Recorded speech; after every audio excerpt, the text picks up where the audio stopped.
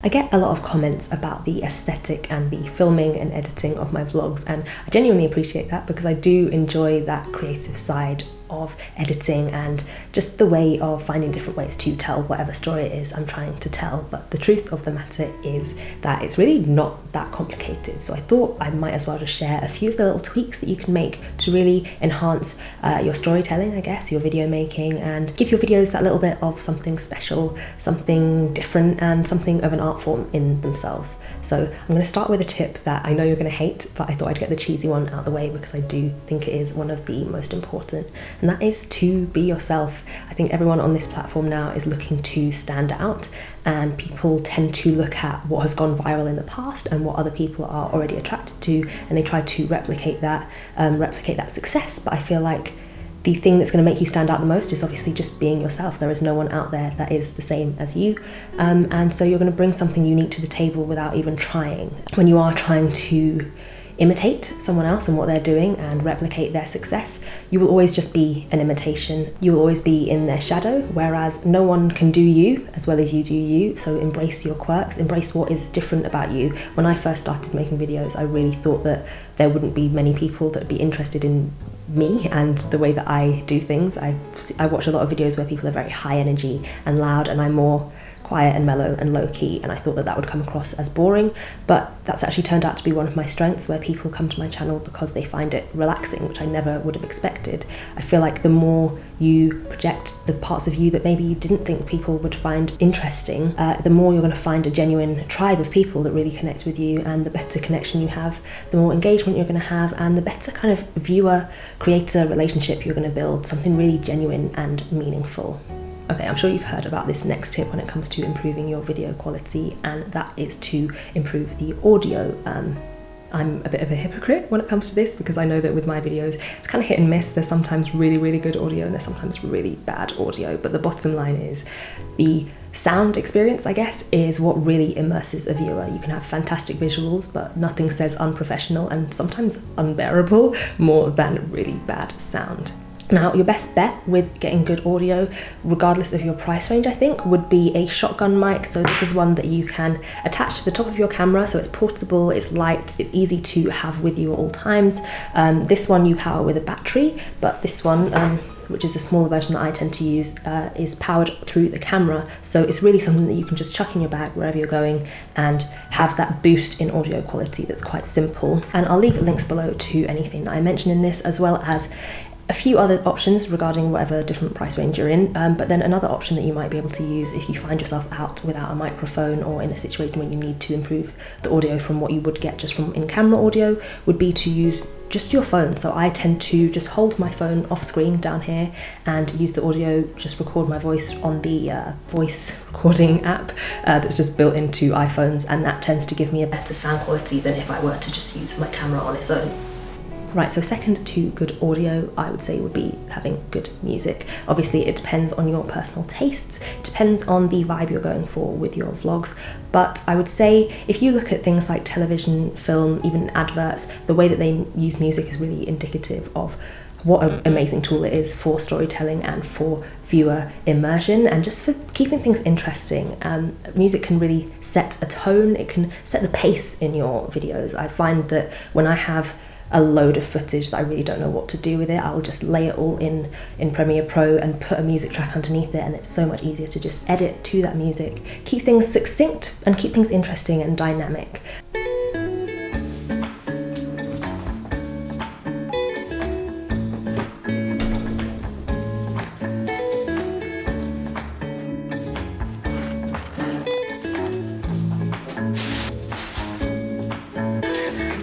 And it just takes all that footage and compresses it down. The music almost makes something out of it that I may not have seen initially. So I use Epidemic Sound for my music. This isn't sponsored, but I have been using them for about a year, maybe longer. Before that I used to use SoundCloud. Also the YouTube music library has been growing, and I think there is some really good stuff on there.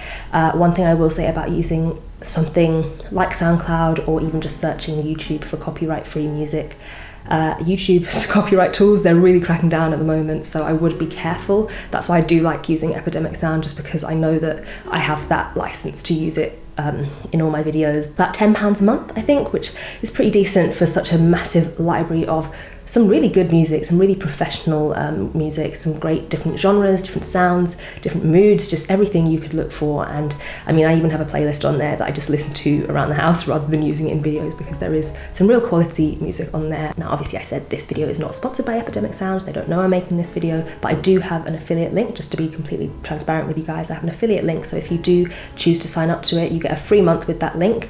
And then if you go on to use that service, I will make a small commission off that. But I just thought I'd let you know, if you want to try it out for a month for free, you can use the link below, and then you can cancel if it's not what you're interested in. Right, now pacing, I find, is a really personal thing. There are some people that can't watch more than 12 seconds of video of someone just talking straight to the camera, and there are some people that cannot stand constant cuts in filming and editing. So the one thing that I would say to be able to get an idea of what your viewers like is to look at the analytics that you have for existing videos. There is a tool on there called, I think it's called Audience Retention, and you can look at a video minute by minute, second by second, and see a kind of graph of where people are dropping off, where people are less interested. So if you find that there's a clip of you talking for 5 minutes and at the 4-minute mark you lose a lot of viewers, then you know that maybe you should be pacing your video differently, cutting it, editing it differently, to where maybe you talk for 2 minutes, overlay some footage, but you keep talking. Just use different options to break up your footage in a way that makes sense to how your audience responds to your existing videos. I also like to edit quite brutally, I guess, and quite honestly. So I kind of ask myself, okay, if I've got like a coffee making montage, do you need to see me grabbing the coffee, putting the coffee down, opening the coffee, scooping it out, putting it into the machine, grinding it, or could I really chop that down, or is that scene necessary at all?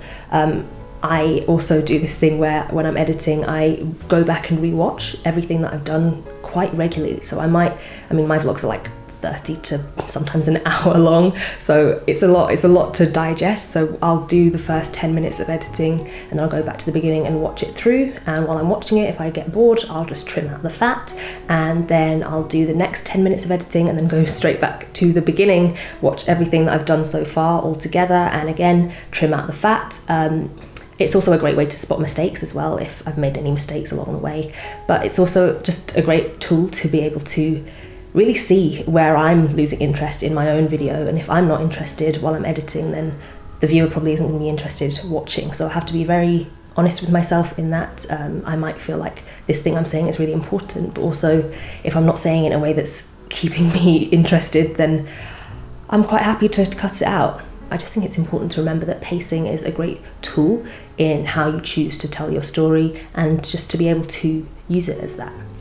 Right, so with sound effects, I don't necessarily mean things like actual sound effects, although I do think there is a hidden value in ambient noise and background noise, and just, I don't know, an extra element of sound design that the viewer might not necessarily be able to put their finger on. They can't pinpoint it, but it's giving a little something. I don't necessarily mean that, and I also add sometimes those sounds like just to, I don't know, keep the viewer interested, and as an audio cue to something different, something to look at. But what I mean more by sound effects is the effects that you use with your sound. So things like how you use music, how do you bring a song in? Do you start it like immediately, or do you ease it in, do you ease it out, or you just do a hard stop? Same thing with when you're talking. Are you talking straight to the camera, or are you switching to B-roll while you talk, or are you going to start talking to the camera and then let that trail off? You're still talking in the background, but there's other things going on, like you lead your audio into the next scene.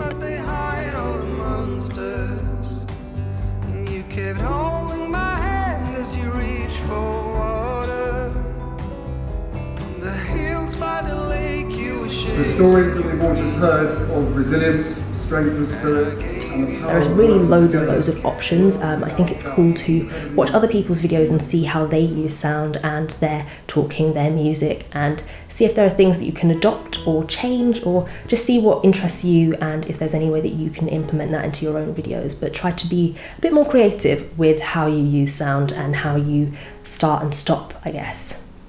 Another thing that I think it's kind of fun to get creative with is the camera angles that you use. I mean, it's obviously really easy to make all of your footage just handheld, you know, at this level, and it still is going to get across whatever you want to get across. but there are so many other ways that you can do that. You might also even turn it into a game where you're looking for the most unique places to put your camera where you've never put it before. You also might find it interesting to study a little bit of cinematography and find out what it means, what different perspectives mean within film and what kind of mood they convey. I would say don't get too carried away with moving the camera around all the time. As I was saying before with audience retention, look at whether or not your audience responds to that.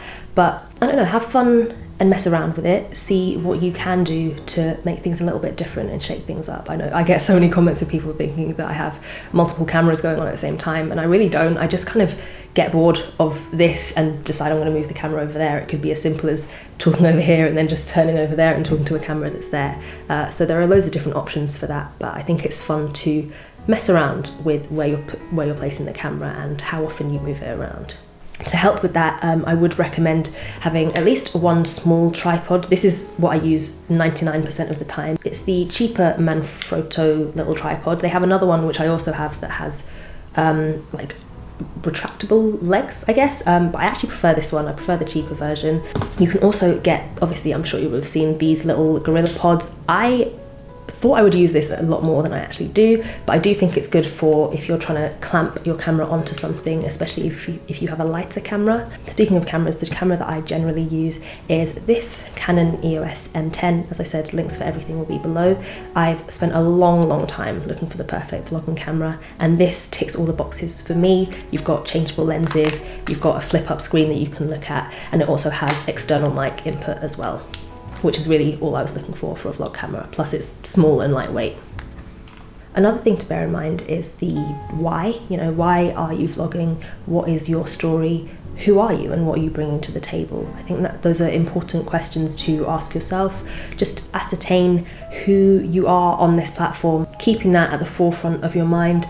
You have more of a direction with what you're filming, what you choose to shoot and what you choose to edit out, that bottom line that informs the things that you choose to show. It doesn't have to be completely rigid and controlled in that, you know, I'm a student and I'm vlogging student life, so I can only vlog when I'm doing homework or at school or things like that. But I mean, it's a lot easier to decide what fits into the vlog when you know what narrative you are going for. Okay, bonus tip, if it starts to feel like a burden, take a break, or don't do it at all, or just cut down. I mean, I haven't vlogged at all this month just because I wasn't particularly in the mood to. We need to make sure to keep that balance. We all deserve privacy and we all deserve some boundaries in our lives and what we share and what we don't share, and it's totally fair to just choose not to sometimes. Live your life and share some of it, but make it a priority to live in the moment, have those great experiences without having to think I should be vlogging this,